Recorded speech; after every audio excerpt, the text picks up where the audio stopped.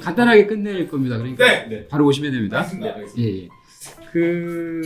아까 말씀드렸지만 오늘은 이력서에 대한 얘기를 좀 드리려고 그러는데, 물론 이력서도 전략적으로 잘 쓰는 게 필요한데, 이거를 좀 설명드리고, 만약에 물론 이력서라는 게 서류 전형에서도 중요하고 면접에서 중요한데, 오늘은 면접을 그 케이스로 한번 해볼게요.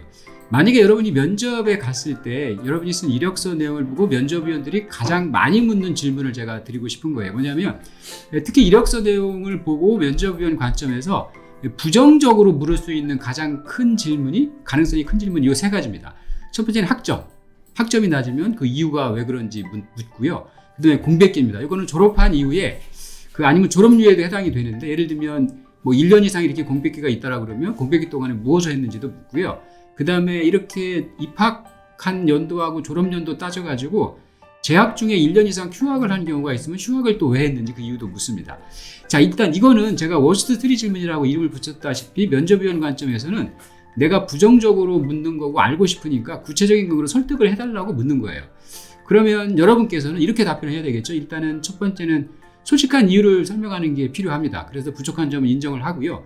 두 번째, 더 중요한 건 타당한 근거를 제시해줘야 돼요. 뭐냐면 의미 있는 경험이나 활동을 얘기를 해줘야 된다는 이런 거죠. 학점이 낮으면 그 반대로, 아니면 공백기가 있으면 그 공백기 동안에 어떠한 의미 있는 경험이나 활동을 했다라는 걸 얘기해줘야만 설득이 되는 거죠.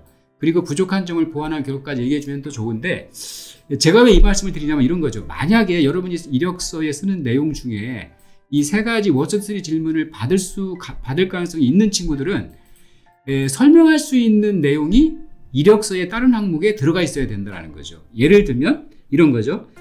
직무 관련 경력 그 항목이나 아니면 직무 관련 자격 항목, 아니면 대내 활동에 이 세 가지 질문에 대한 답변을 할 수 있는 근거 내용이 들어가 있어야 된다는 얘기입니다. 그래서 이 얘기는 뭐냐면, 면접에서 면접위원을 설득하는 거는 이력서나 자소서에 없는 내용을 가지고 오면 그만큼 신뢰감을 주기가 힘들다는 거죠.